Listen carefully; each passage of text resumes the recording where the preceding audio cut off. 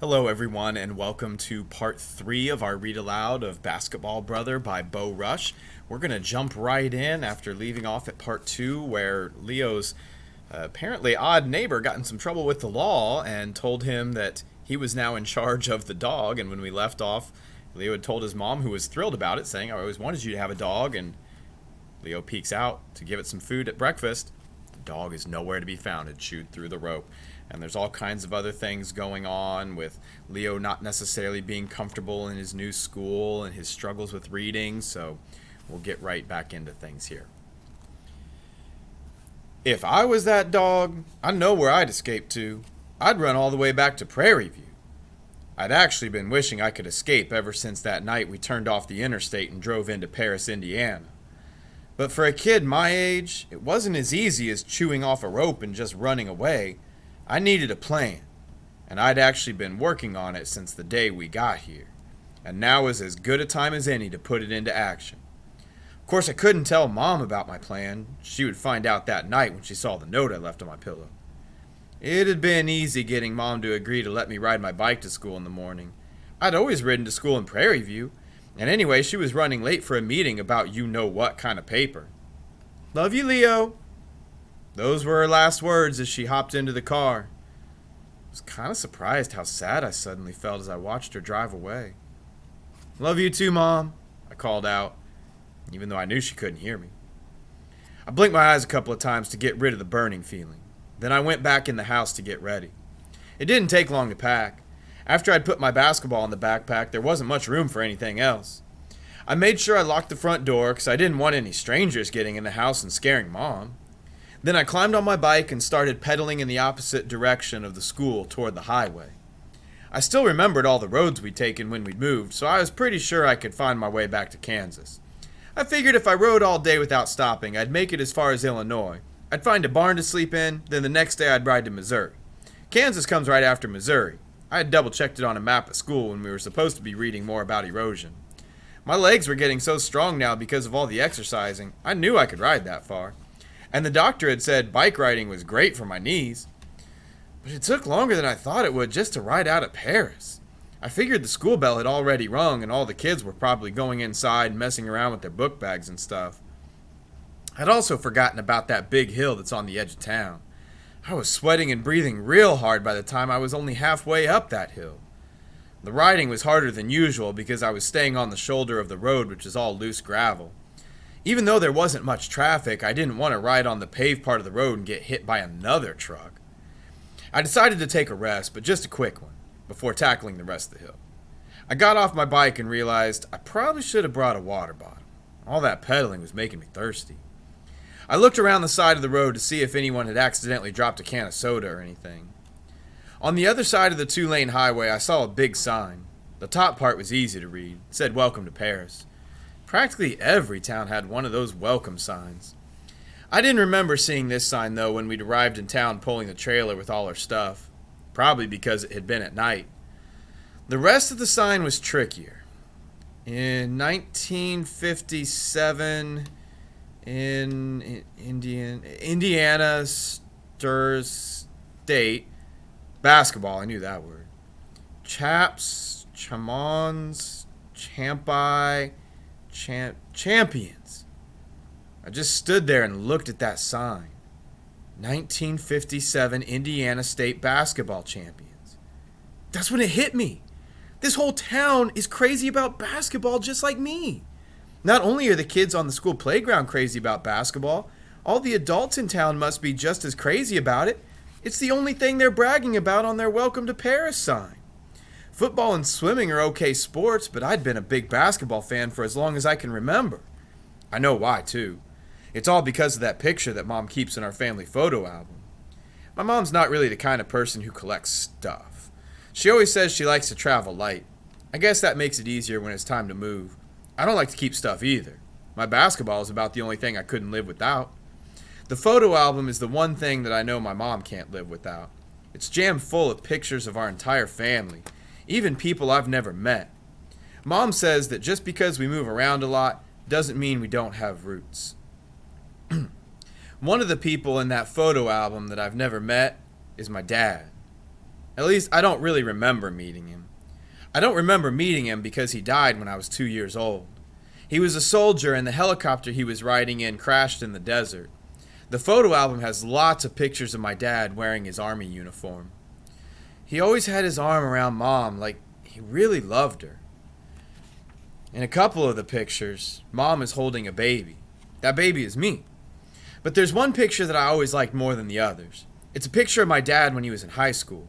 He's wearing a basketball uniform and holding a ball under his arm like it's the most important thing in the world. That picture of my dad is what got me started liking basketball so much. Mom says that I have my dad's eyes. But to me, the most important thing I got from my dad is being crazy about basketball.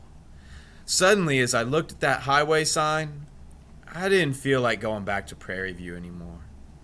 It was at that exact moment that I knew it was going to be all right to live here, in basketball crazy Paris, Indiana. I turned my bike around and started pedaling downhill back toward town. I thought if I hurried, I might get to school before Mrs. Bottle took attendance. Every day I got a little more used to my new school. I knew how to find the boys' bathroom. I sort of figured out what to keep in the canvas book bag Mrs. Bottle gave me. I learned the best way to keep the kids from laughing at the way I talk was just to keep my mouth shut. And Natalie made sure I didn't have to do any reading in front of Parker Bone and Ethan Crum when we were sitting with our social studies team. Every morning recess, Natalie sat with me at a picnic table on the edge of the playground. She brought some pretty babyish first grade books that I didn't want anyone to see me reading. But Natalie explained that all the words in those books are also in just about every other book in the world. Even college books, she said. If I could learn all the words in those easy books, she said I wouldn't take long for me to become a grade level reader. I didn't really believe her, but it wasn't like I had a better idea. So Natalie put a first grade book inside her fifth grade history book, and I'd start reading it out loud to her. I was careful not to read so loud that anyone passing by might hear what I was reading, though. When I'd finish a book, she told me to read it again. These books were real boring, but Natalie explained that I needed to read faster, and the best way to do that was to read it again and again. I had to admit, it did seem like I was starting to read a little faster. But my reading speed really started picking up after I asked Natalie if I could take some of the books home to practice. I figured if doing extra leg exercises was good for my leg muscles, extra reading might be good for my reading muscles. I would have felt a little guilty about Natalie helping me so much if I hadn't found a way to help her in return. Every lunch recess, Natalie played in one of the full court games. I was itching to play, but a month and a half of exercises wasn't up till the weekend. I'd marked the date on my calendar while we were still living in Prairie View. So I stood off to the side of the court watching the kids play. As I was rising up and down on my toes to strengthen my calves, I noticed that Natalie looked down at the ball whenever she was dribbling. That made it impossible for her to see who she should pass the ball to. I told her about it the next day at the picnic table. I was in the middle of reading to her when I suddenly blurted out, "You shouldn't look at the ball." Natalie glanced at the words in the book and then at me. She looked puzzled because those weren't the words I was supposed to be reading. Like when you're dribbling, you look at the ball when you're dribbling. No, I don't. She laughed but then was silent for a moment. Wait, do I really? I nodded.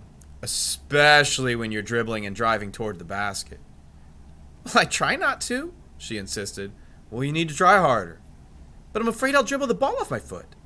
Nah, you won't. I can teach you. You will? Yeah, sure, it's easy. Just like reading.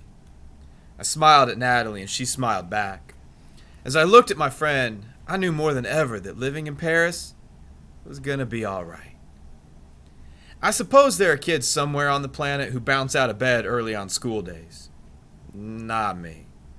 I feel kind of bad about Mom having to keep reminding me it's time to get up, but I just have a real hard time opening my eyes and keeping them open early in the morning, you know? It's weird because on Saturdays when I don't have to get up early, I do anyway. Mom says it's because I have an internal alarm clock. I just think it's because I have things that I want to do. This Saturday, I woke up even earlier than usual. It was barely even light out, but I didn't care. All I needed was a little light. I quickly pulled on my basketball shorts and a sweatshirt. Then I laced up my gym shoes and grabbed my basketball off the floor. I checked the calendar just to make sure. Yep, today was the day I had marked a month and a half ago. Today was the day I could play basketball again. I had told Natalie I would meet her at the school playground at 9 for dribbling practice. I skidded my bike to a stop at the basketball court at 6:15 in the morning. All 3 courts were empty at this early hour, but that was just the way I wanted it. I didn't know what was going to happen when I tried to run and jump. Maybe my plan to cut the recovery time from 3 months to a month and a half by doubling up the exercises might not work. I might trip and fall like an idiot. I might ruin my knee and have to start all over again. I might start crying. No, I wouldn't start crying. I'd start bawling like a complete and total baby, and I wouldn't be able to stop. That's why I didn't want anybody around. I took the basketball out of my backpack, bounced it once, and stepped onto the court. My legs felt kind of funny as I walked. I couldn't tell if they were going to collapse. I stopped at the free throw line and looked up at the basket.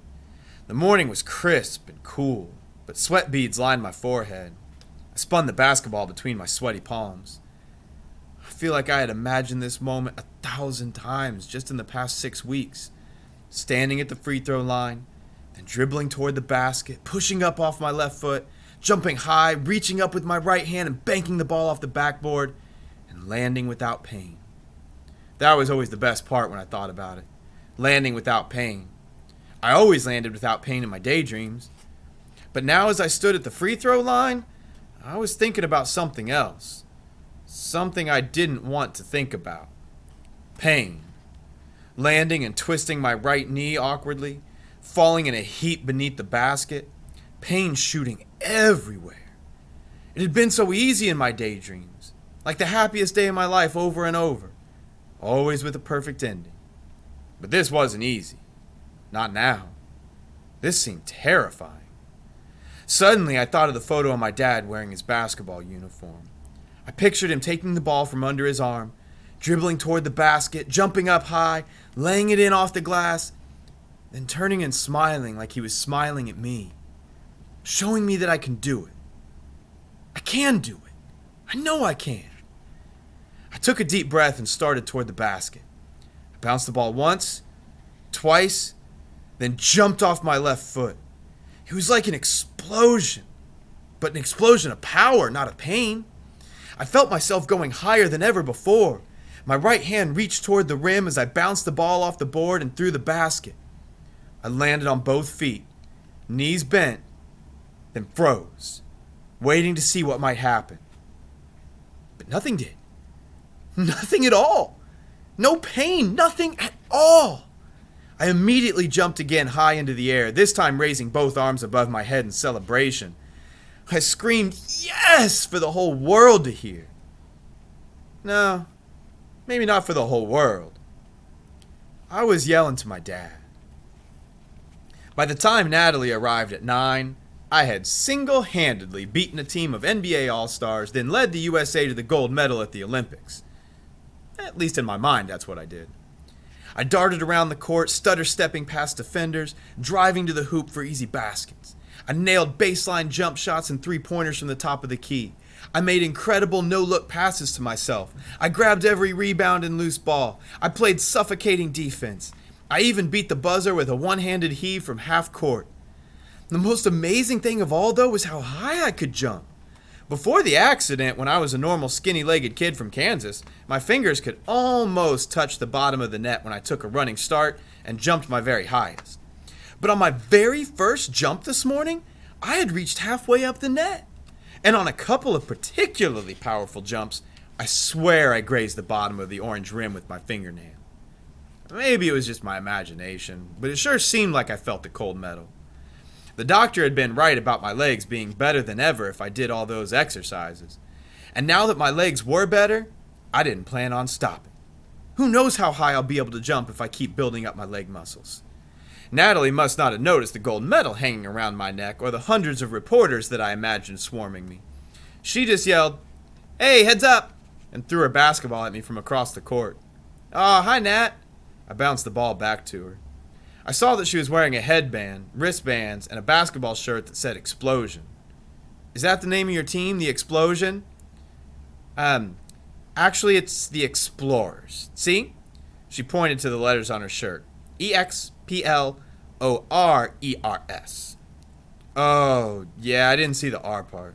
Well, that's okay. It's kind of a hard one. You'll get it next time. Yeah, I hope she was right, but I had my doubts. Natalie nodded at the basket. "You been practicing already?" "Sort of." Natalie pretended to pout. "I thought you were going to wait for me. I wanted to be there when you took your first shot since your accident." "Sorry, I just couldn't wait any longer." Her pretend pout quickly disappeared. "That's okay. How'd it go?" "My legs feel great." "Let me see." "Okay." I picked up my ball and drove to the basket, laying it in with my right hand just below the rim. "Wow, Leo, you can jump higher than anyone in school. You're exactly what the Explorers need." "Thanks, but are the Explorers a girls' team or what?" "No, they won't let me play in the girls' league anymore. Can you believe it?" "Really? Why won't they?" "They said I'm too good. They said it's not fair to the other girls." "Really?" Natalie just burst out laughing. "No, I'm joking, Leo. Did you actually believe me?" "Sort of. Actually, I totally believed her." "How could I be too good for any league? I can't even dribble without looking at the ball, remember?" "Oh, yeah." I laughed. "We're going to fix that starting right now, though. This is so exciting. It's like having my own personal coach." "Okay, first, close your eyes." "What?" "And start dribbling." "But I can't see if my eyes are closed, Leo." "Exactly." Natalie did what I told her, and I spent the next half hour chasing after the basketball every time she dribbled it off her toe. But after that, I could relax a bit because Natalie quickly learned to dribble with either hand with her eyes closed. She even started doing crossovers and dribbling between her legs. "Okay, now open your eyes." Natalie blinked and looked for me. I was standing at the other end of the court. "Okay, now just keep looking at me and start dribbling again." "That's right. No, don't look down. Keep your eyes on me the whole time."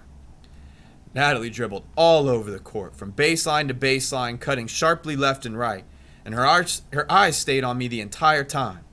It was amazing how quickly she caught on once she stopped being afraid of making a mistake. When we were done, Natalie drained her water bottle, and she saw that I didn't have one. "Oh, you must be thirsty. Come over to my house, you can grab a drink." "Where do you live?" She nodded to a big house across the street. "Just right there." "Okay." I grabbed my bike and we walked together toward her house. "So, this team, the Explorers, you said I could join them?" "Yeah, it's just a rec league team, and all the teams have been formed. We're still short a couple of players because the Murphy twins moved to Fort Wayne." Sounded exciting, but kind of made me nervous at the same time. I've never actually been on a real basketball team before. "Huh, that doesn't matter. We need you, Leo. We're the worst team in the whole league." And that's going to be a good stopping place for part 3. And before we wrap things up with this video, I just want to go back to what Leo said about Natalie and how she learned to dribble without looking down so quickly after she stopped being afraid of making a mistake. That is such a powerful lesson for anyone, whether you're a 5th grader currently in my class watching this video, or you're a 5th grader somewhere else that might be watching this video somehow, or anyone of any age. Don't be afraid of making a mistake. Mistakes are just opportunities to learn.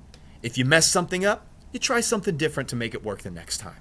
So no matter what it is that you do, whether you're learning to read or learning to dribble a basketball more efficiently or anything that you might be doing in your life, it's okay if you make a mistake as long as you're working to learn from those mistakes.